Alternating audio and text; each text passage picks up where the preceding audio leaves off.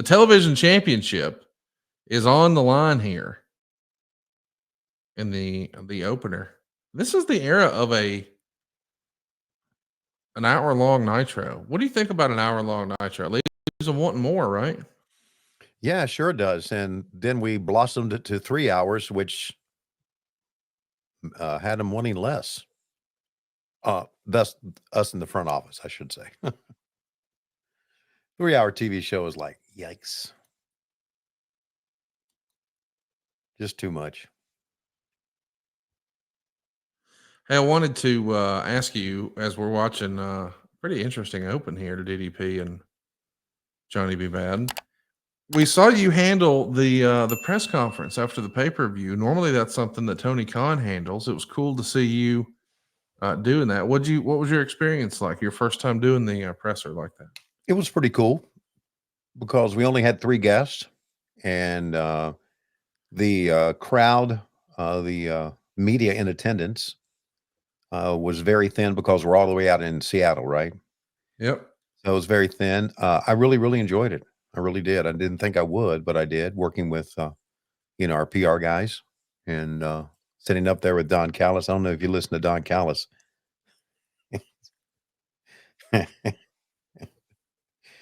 Oh, Don Callis makes me laugh. And he told me afterwards, he said, "Why do we cut it short? I had 30 more minutes of material." I said, "Get out of here."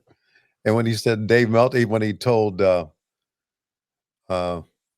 Alvarez, he said, tell Melcher to get out his typewriter. I'm thinking, who has a typewriter anymore, you fucking dumbass? Well, it's because the early episodes or issues rather We're in typewriter. Yeah. were in typewriter. It's Yeah. hilarious. Yeah. He's been doing it that long.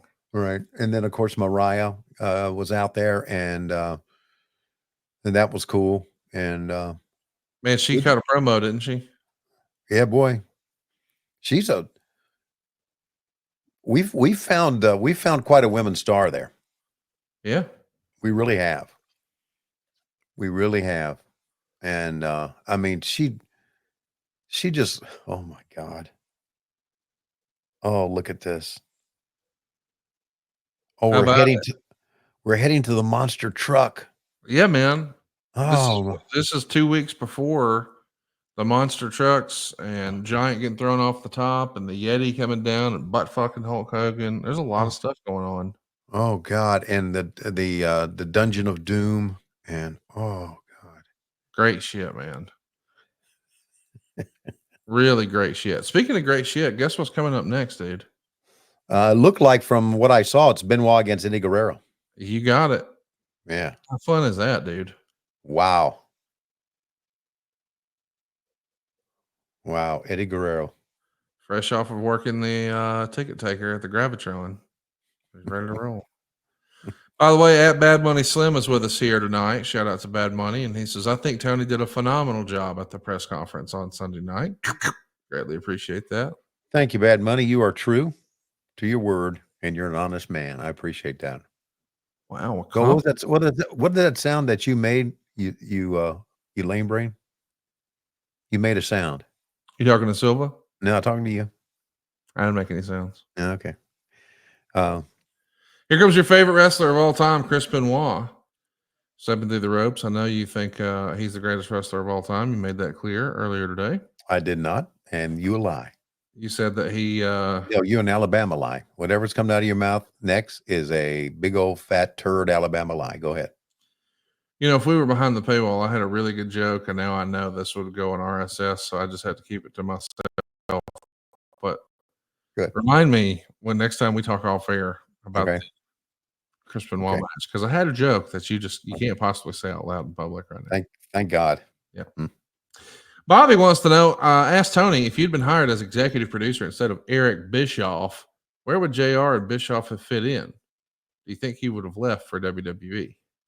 No, not at all, because I think I would have kept JR on and had him be had he and Eric been our lead announcers, I think. But you know what, Bobby? Let's go back to say, if you had been hired as executive producer, I never wanted that job. Never wanted it. And I knew after talking to Eric Bischoff that he was the right man for the job.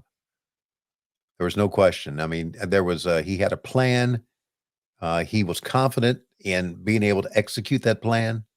I was not. I didn't believe in the company because I knew it was a Turner company, and the people in Turner did not give a shit about us at all. So I knew we were on borrowed time, and I salute Eric Bischoff for what he did in the borrowed time that we had. Bischoff during this match is mentioning that WCW is looking to establish a cruiserweight division, Mm, which is why Eddie Guerrero and Chris Benoit have come into the promotion. right. And they're also pushing to call the hotline at 900-909-9900 to find out which WWF official left the company over the weekend and how one of their superstars got in a fight with a fan in the parking lot and lost. Of course, the Okay. two events they're talking about are Bill Watts quitting the World Wrestling Federation Okay. and Shawn Michaels getting beat up by the Marines in Syracuse, New York. I don't know that story. So, as the legend goes, and I'm sure I'm going to get a few facts wrong, but this is close enough for government work, as my grandfather used to say. Shawn and the 1-2-3 Kid and Davy Boy Smith all pulled into a bar in Syracuse, and Shawn was looking to do what Shawn liked to do, which was chat up some ladies. And those ladies liked being chatted up by the young, handsome, athletic television stars in their local watering hole. One of those ladies may or may not have been in a relationship with a Marine.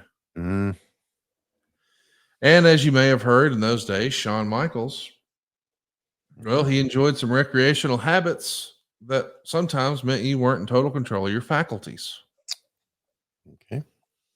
And Shawn Michaels also, when he had a little bit of liquid firewater courage, he maybe talked a little shit. Mhm. And allegedly, his mouth wrote some checks that his ass could not cash, especially when it was, depending on who you believe, 4, 5, 6, 7, 8, 9 on one. So he got the shit beat out of him. And allegedly, as the story goes, Mhm. Bulldog was passed out in the front seat, and Sean Waltman was trying to go make the hot tag and rescue him, or vice versa. Mhm. And it was a 2-seater, and he couldn't get out until the guy in front of him Woke up. got out of the car. But because he's passed out, we're just stuck now watching our friend tote an ass whooping. That is legendary, isn't it? It's pretty crazy stuff. Mm. And it tells me once again that whether it happened nearly 30 years ago or this past Wednesday, you definitely don't listen to the commentary.